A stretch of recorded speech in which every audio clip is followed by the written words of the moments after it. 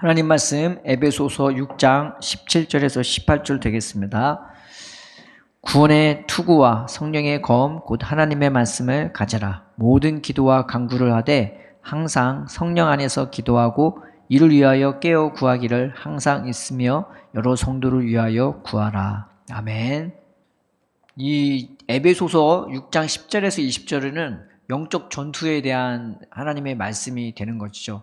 에베소서 1장부터 3장까지는 하나님이 우리를 왜 선택해 주셨는지, 왜 구원해 주셨는지 보여주는 겁니다. 그래서 하나님이 우리를 부르신 목적은 당신의 영광으로 삼아 주시려고, 당신의 자랑으로 삼아 주시려고 우리를 부르셨고, 그렇기 위해서 우리를 예수님께 속하게 만들었고, 교회에 속하게 만들었고, 이제 4장부터 6장까지는 그럼 그 공동체에서 어떻게 우리가 생활을 해야 되는지, 그리고 개인적으로는 또 어떻게 생활하는지가 이제 4장부터 6장까지 나와 있는데, 6장 10절부터 20절까지는 영적 전투에 대해서 이제 말하고 있죠. 그런데 그 영적 전투의 대상이 이 세상도 아니고 뭐 사람도 아니고 영적인 세력이라고 말하고 있단 말이죠. 그러면 우리가 딱 보기를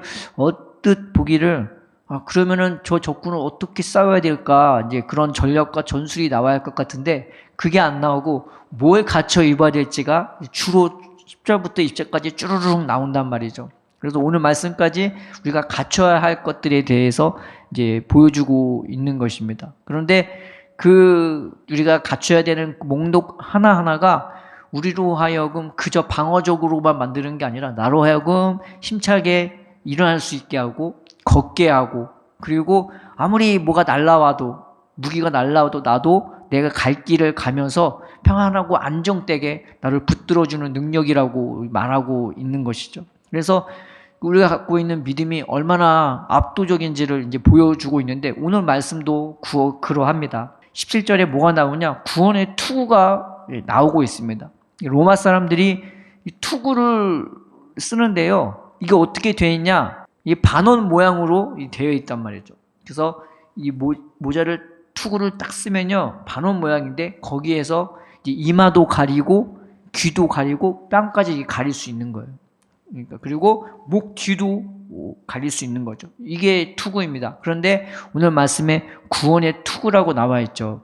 내가 전쟁에서 찔릴 수 있고 베일 수 있고 잘릴 수가 있단 말이죠. 그래서 손이 잘라도 잘릴 수도 있고 다리에 상처받을 수 있고 이게 온몸에 찔릴 수가 있는데, 다른 데는 찔리고 베이고 잘려도 살아날 수도 있는데 이 목이 잘리면 끝나는 거잖아요. 그런데 말씀에 구원의 투구라고 하는 겁니다. 그래서 절대 죽을 수 없는 이 구원의 확신이 우리한테는 있단 말이에요. 그래서 늘 하나님의 은혜에 있고 늘 하나님의 생명에 있으면 이 구원받은 자로서 이 죽음에 대해서 두려워하지 않고 오히려 죽음 가운데로 돌진할 수 있는 믿음들이 이 그리스도인들에게는 많이 있었단 말이죠. 물론 그것도 성숙한 상태에서이겠지만은 믿음이 충만해지고 자라면 이 구원의 투구가 있어서 절대 죽음에 대해서 두려워하거나 염려하거나 하지 않고 오히려 그 생명을 던지는 그 자리에까지 갈 수 있었던 게 그 당시 그리스도인들의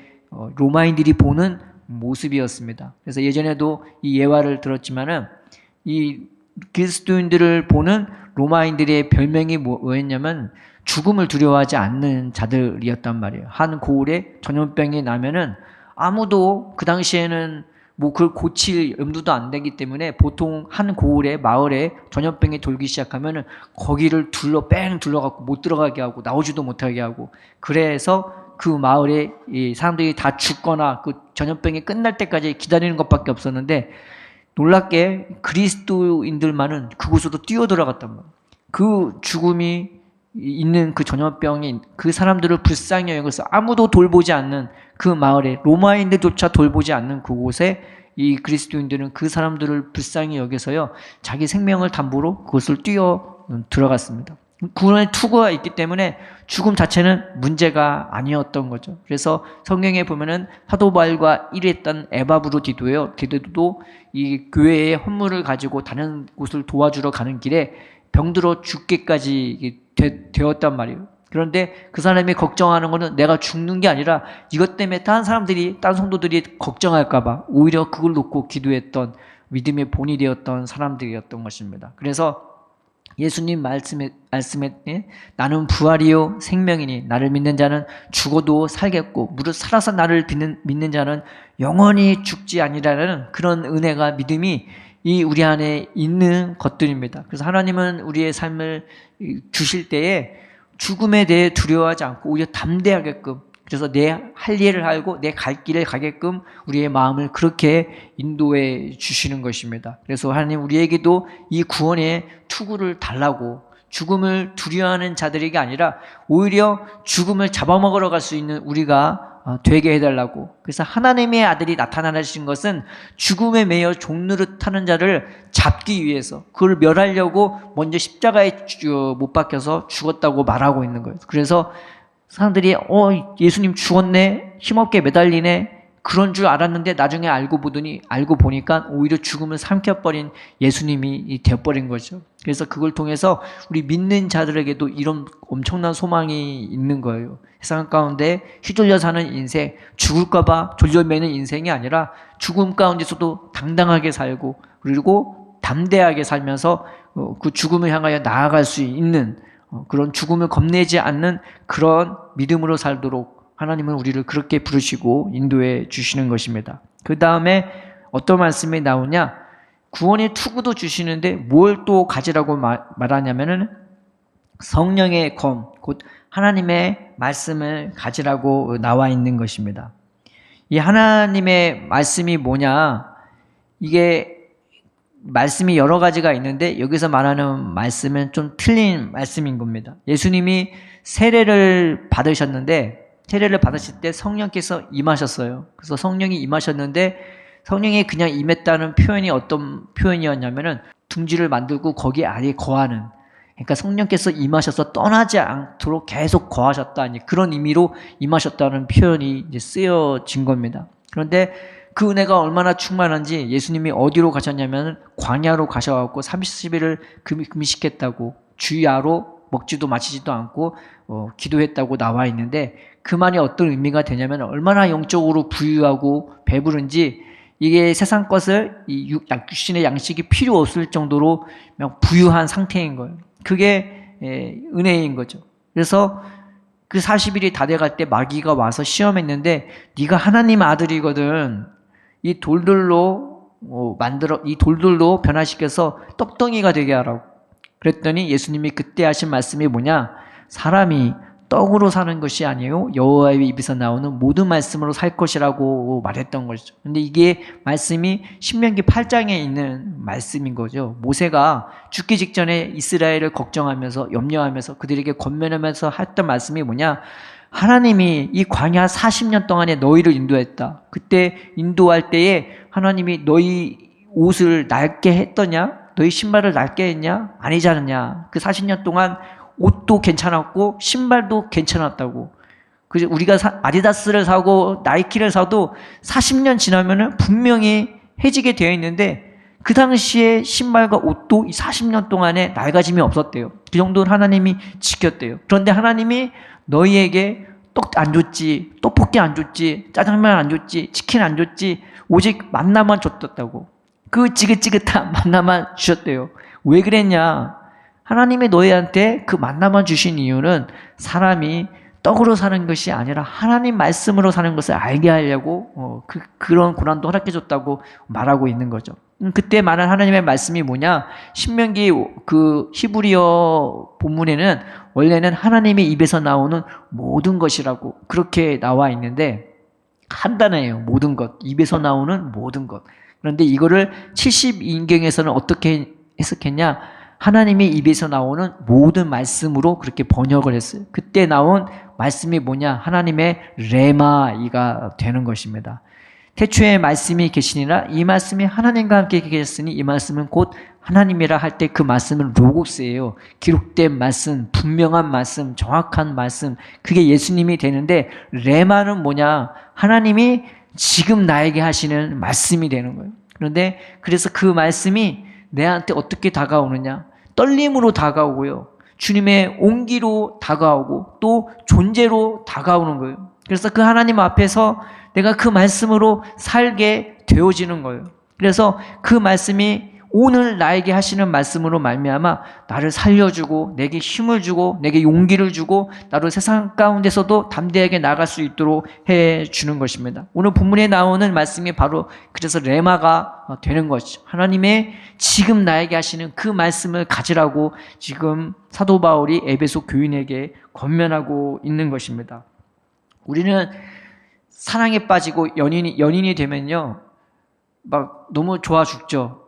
그런데 내가 연인이 됐다고 안 봐도 되는 게 아닌 거잖아요. 계속 관계를 맺어가요. 그래서 내가 사랑한다고 해서 이제 그냥 끝이 아니라 내가 그 사람 얼굴 봐야 사는 거고, 그 사람 목소리 들어야 사는 거고, 그 사람 손 잡아야 내가 사는 거고, 그 사람과 같이 있어야 내가 살고, 내가 그 사람 안아야 사는 겁니다. 하나님과 우리의 관계가 이런 관계가 되는 거예요. 그래서 그 말씀, 지금 오늘 나에게 하시는 그 말씀으로 너희를 가지고 그것을 소유하라고, 그렇게 살라고 말하고 있는 것입니다. 마치 연인이 서로의 얼굴을 보면서 이게 사랑이 샘솟듯이 우리가 하나님 안에서, 예수님 안에서 그렇게 주님의 얼굴을 보고 주의 음성을 들으면서 그런 하나님의 레마로 살라고 말하고 있는 것입니다. 그런데 이 하나님의 말씀을 뭐라고 나와 있냐면 가지라고 나와 있잖아요. 휘둘르라고 말하지 않고, 이거 누구 찌르라고 말하지 않고, 이 하나님의 말씀을 너희가 가지라고 말하고 있는 것이죠. 그래서 말씀을 내가 휘두르려고 쓰는 것이 아니라 먼저 내가 받고 마시고 내가 그걸 맛보려고 이 말씀을 받는데, 여기서 독특하게 하나님의 말씀을 먹어라 안 그러고 가지라 하는데 성령의 검이라고 얘기한단 말이죠.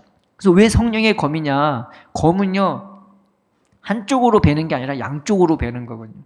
그러니까 이 말씀을 먹으면 분명히 내 양심을 찌를 수밖에 없는 그런 것이 되는 것입니다. 하나님의 은혜와 성령이 내 안에 충만해지면은 이 하나님의 말씀은 검이 돼요. 그래서 내 안에 있는 욕심도 잘라내고 내 안에 있는 걱정도 잘라내는 것이죠.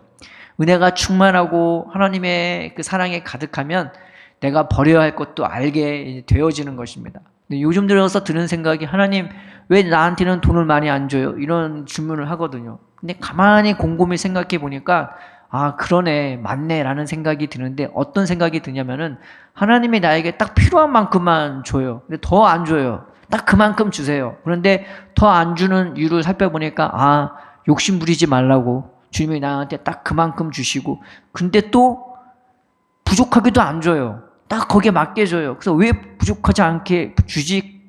하나님 말씀을 생각해 보니까 걱정도 하지 말라고, 욕심도 부리지 말고 걱정도 하지 말고 하나님으로 살으라고, 믿음으로 살으라고, 그 하나님 은혜로 살으라고 이제 그런 돈도 딱 맞게끔 주시는 것 같더라고요. 그래서 오늘 말씀에 따라 우리가 말씀을 적용해 보면은 내 안에 그 하나님의 사랑과 은혜가로 내가 살게 되면요, 내 안에 쓰잘데기 없는 욕심도 정말 많아요. 다 드러내게 되고 내 안에 쓰잘데기 없는 걱정, 염려, 근심도 정말 많아요. 그것도 이 말씀으로 말미암아, 주님의 사랑으로 말미암아 우리가 도려내어질 수 있게 되어지는 겁니다. 그래서 이 성령의 검의 말씀을 누구를 찌르는 데 사용하는 것이 아니라 이것이 나에게 생명이 되고 양식이 되면요, 그것이 내 안에 나도 모르는 검이 되어서 내 안에 쓰잘데기 없는 욕심도 내가 나를 사랑하는 주님으로 말미암아 버릴 수 있게 되고, 또 걱정, 근심, 염려도 나를 사랑하는 주님으로 말미암아 내가 도려낼 수 있고, 오히려 그 만족으로, 그 기쁨으로 살아갈 수 있게끔 만들어 주는 것입니다. 그러면은 하나님의 말씀을 가지고 누구를 찌르는 게 아니라는 것을 알게 됐죠. 말씀을 누구를 찌르는데, 휘두르는데 쓰는 것이 아니라 내가 먼저 그것을 받고 가지고 차고 있는 것이 나한테 놀라운 은혜가 되고 능력이 된다고 그런 것을 우리는 알 수 있는 것입니다. 말씀은 누구를 찌르라고 있는 게 아니죠. 십자가에 못 박히신 예수님이요, 말씀으로 누구를 정죄해서 찌르지 않으셨어요. 그런데 그 열매로 타인을 향해서 찔렀단 말이죠. 타인을 향해서 찔러지게 되었어요. 아무도 예수님이 왜 못 박혔는지 그 이유를 알지 못했습니다. 바리새인과 제사장들은 신선 모독이라는 이유로 자기들이 억지로 뒤집어 씌워서 예수님을 못 박았지만 주위에 있는 예수님을 따랐던 사람들은 예수님이 왜 못 박혔는지 그 이유를 몰랐단 말이죠. 그런데 십자가에 못 박히신 예수님의 입에서 욕도 안 나오고 저주도 안 나오고 오히려 자기를 욕하고 저주하는 사람들을 위해서조차 하나님 앞에 용서해달라고 기도하고 또 그 선한 모습을 보니까 어떤 사람이 거기서 마음에 찔림을 받았냐? 그 옆에 있었던 같이 십자가에 못 박혔던 죄수가 회개했고 또 그 밑에 있었던 이방인 된 백부장이 그것을 보고 이 사람은 진실로 하나님의 아들이었다고, 신의 아들이었다고 고개를 숙이고 거기 앞에 감복할 수밖에 없었던 것입니다. 우리는 말씀으로 누구를 찌르는 데 쓰는 것이 아니라 내가 먼저 그 말씀의 은혜로 지금도 나를 사랑한다 하시고 지금도 내게 그 얼굴빛 비추기를 원하시고 나와 동행하기 원하시는 그 주님으로 말미암아 주님의 오늘 내게 하시는 그 말씀으로 말미암아 양식을 얻고 그것으로 말미암아 내 양심에 쓰잘데기 없는 욕심과 두려움을 다 잘라내고 남을 찌르는 것은 내가 하는 것이 아니라 주님이 내 삶의 열매로 하게끔 주님께 맡겨드려야 되는 것입니다. 우리가 하나님의 말씀을 날마다 받고 가지고 차고 있는 우리가 되기를 주님의 이름으로 이제 축원드립니다. 또 하나는 18절에 이 말씀이 있죠. 그러면 영적 전쟁을 어떻게 해야 돼? 내가 누구랑 싸워야 돼? 분명히 11절 2절에 우리의 씨름은 혈과 육에 대한 것이 아니요 정서와 어둠과 이 세상의 악한 영들에게 대함이라고 말하는데 그럼 누구랑 싸워야 돼? 라고 질문을 할 수 있을 텐데 지금까지는 그 답이 안 나와 있단 말이에요. 그냥 뭘 차고 뭘 갖춰야 있어야 되고 어떻게 걸을지만 얘기하고 있는데 신기하게 신앙의 승부를 어디서 보냐? 그 싸움을 어디서 하냐? 그 씨름을 어디서 하냐? 놀랍게 마귀가 아니고 하나님이라고 이 18절에 말하고 있는 것입니다. 그래서 18절에 뭐라고 나와 있냐? 모든 기도와 간구를 하되 항상 성령 안에서 기도하고 이를 위하여 깨어구하기를 항상 힘쓰며 신앙의 승부처는 원수 마귀하고 싸우는 게 아니라 하나님하고 씨름을 해야 되는 겁니다. 내가 울어도 하나님 앞에서 울고 내가 힘을 써도 하나님 앞에서 힘쓰고 내가 애써도 하나님 앞에서 애쓰고 내가 땡깡을 부려도 하나님 앞에서 땡깡을 부려야 되는 거예요. 우리의 승부처는 세상이 아니에요. 마귀도 아니에요. 기도의 장소가 승부처고 그 하나님과 같이 씨름하면서 때로는 원망하기도 하고 불평하기도 하고 때로는 주님 앞에 푸념하기도 하던 우리의 모습이지만 그럼에도 불구하고 나를 당신의 자녀라고 부르신 그 하나님 앞에서 우리는 씨름해야 되는 것입니다. 그래서 야곱이 연약하고 죄 많고 꽤 많고 그런 연약한 인간이었지만 그럼에도 불구하고 하나님이 사랑해 주셨어요. 하나님과 씨름하는 자로 그를 불러주신 거죠. 누가 감히 하나님과 씨름해요? 천사도 하나님과 씨름하지 못하고 마귀도 당연히 하나님과 씨름하지 못합니다. 그런데 우리만은 하나님과 씨름할 수 있는 대상으로 불러주신 것입니다. 그래서 우리가 힘쓰는 장소, 애쓰는 장소, 내 몸을 휘두르는 장소가 어디냐면 바로 기도의 장소가 되는 것입니다. 그래서 기도를 하기도 하고 간절히 구하기도 하고 거기서 울기도 하고 땀방울을 쏟기도 하고 내 온 마음과 정성을 쏟기도 하고 때로는 주님과 속삭이듯이 대화를 하기도 하는 장소가 바로 기도의 장소가 되어지는 것입니다. 그래서 우리는 누구에게 승리할 수 있는 자냐면은 하나님에게조차 승리할 수 있는 자로 하나님이 우리를 그렇게 당신의 자녀로 불러주시는 것입니다. 자녀 이기는 부모가 세상에 어디 있어요? 저주잖아요. 하나님이 똑같이 우리를 그렇게 불러주셔서 이 기도의 자리에서 승리할 수 있도록 이 기도에서 자리에서 우리가 영광을 얻을 수 있도록 이 기도의 자리에서 우리가 부유해질 수 있도록 우리를 불러주신 것입니다. 그러니까 기도가 지면은 이 삶도 질 수밖에 없고 기도에서 승리하지 못하면은 영적 전쟁이 됐든 뭐가 됐든 우리가 질 수밖에 없는 거예요. 그래서 기도에서 우리가 승부를 봐야 되는 겁니다. 그러면 마귀는 어떻게 해야 돼요? 마귀는 싸우는 대상이 아닌가? 마귀는 싸우는 대상이 아니라 우리가 정복하는 대상인 거예요. 우리가 밟아버리는 대상인 거예요. 승부는 하나님하고 나는 이미 승리자로서 이미 이긴 자로서 이미 하나님의 기업을 이어받을 자로서 예수님과 함께 그 영광을 누릴 자로서 이 세상에 나가는 것입니다. 그게 가정이 됐든 일터가 됐든 어디가 되었든 이미 승리자로 이 기도의 자리에서 승리하고 영광을 얻어서 내 삶의 일터로 나가는 것입니다. 정복하기 위해서, 밟아버리기 위해서. 그래서 기도의 자리에서 딴 거를 먼저 구하는 것이 아니라 하나님 깨닫게 해달라고, 주님의 은혜가 뭔지 내가 알게 해달라고. 아직도 나는 세상 가운데 있으면서 세상 그것이 걱정과 금신과 염려로 다가올 때가 많이 있습니다. 주님, 내가 많이 부족한 것 같아요. 내가 잘 깨닫지 못해요. 주님, 내 마음을 붙들어 달라고, 힘을 주고 용기를 주고 은혜를 부어 달라고, 나를 선하게 내 삶을 인도하시는, 나와 함께 하시고 나를 나보다 더 잘하시는 그 하나님의 손길로, 그 하나님의 눈길로, 그 하나님의 음성으로 내가 오늘 하루 승리자로서 주님의 기업을 물려받을 자로서 살 수 있게 해달라고, 우리가 그런 기도를 해야 되는 거죠. 그래서 하나님이 내 마음을 눌러주시고 위로해 주시고 붙들어 주시면요, 단 한마디만 들어도 그 말씀이 내 삶에 이루 말할 수 없는 막강한 힘이 되고 능력이 되고 전투력이 되어지는 것입니다. 그래서 기도의 자리에서 쇼부를 봐야 돼요. 기도의 자리에서 승부를 해야 되는 겁니다. 그래서 하나님의 영광으로, 은혜로 채워져서 우리가 마귀를 정복하러, 세상을 정복하러 우리의 삶의 일터로, 가정으로 나가야 되는 것입니다. 예수님이 십자가에 못 박힐 때에, 못 박히기 전에 제자들에게 한 말이 무슨 말씀이냐면은, 강하고 담대하라, 내가 세상을 이겨노라고 그렇게 선포했어요. 십자가 지러 가는데 내가 십자가에서 이긴다라고 얘기하지 않고요, 이미 내가 이겼다고 선포하고 나가신 것입니다. 십자가는 그저 고난당한 자리가 아니라 주님이 놀라운 은혜와 능력으로 영광을 쟁취하는 자리였고 이미 승리를 선포하며 나간 자리였습니다. 그래서 사도 바울이 골로새서에는 예수님이 십자가로 승리했다고 말하고 있는 거예요. 예수님의 그 승리의 DNA를 우리에게 주고 싶어 하기를 원하는 거예요. 야, 네가 가난한 게 아니야. 야, 네가 실패자가 아니야. 네 인생 무너진 거 아니야.